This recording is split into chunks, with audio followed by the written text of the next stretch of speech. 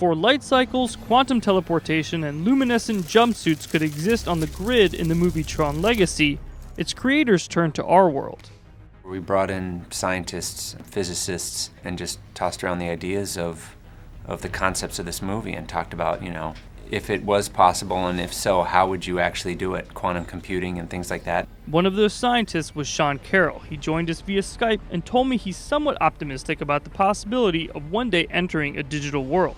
I think that we could, in principle, simulate any kind of conscious thought process on a computer. But in practice, it's just enormously mind-bogglingly difficult to imagine doing that. The current kinds of computers we have, artificial intelligence or whatever, are very, very far away from anything you would call conscious. Another feature of digital life is the ability to store your memory, thoughts, and everything else on a backup drive that's connected to your body. In Tron Legacy, that's the light disc, which is strapped onto everyone's back. Basically, it's like walking around with an extra brain that just happens to be useful in a fight. Pure science fiction, right? I don't think it's sci-fi at all. I don't think that there's any reason to doubt that in the years to come, we'll all be plugged into the cloud, the network, whatever you want to call it, in a much more visceral, direct way.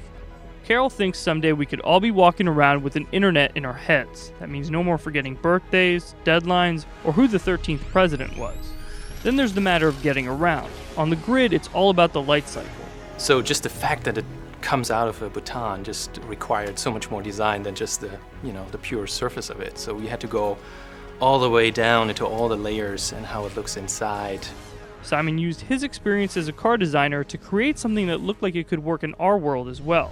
Well, there's this thing called stance in vehicle design. It's a theory of how it actually looks on the road, how it's grounded on the road. And that was pretty hard with a new light cycle because the guy is exposed on it. Like basically his arms and his back and his legs become part of the design. So it was more like creature design in a way. But bottom line, what I really wanted to know was, when can we expect to teleport onto the grid? The technology is nowhere near there yet. There's also a philosophy problem. Is what you call a consciousness, a human being, is it reducible to a particular computer program? This is called the substrate independence of the idea of consciousness. Does it matter whether or not you're in a brain made of neurons or in a computer made of transistors or circuit boards or something like that? For Discovery News, I'm Jorge Ribas.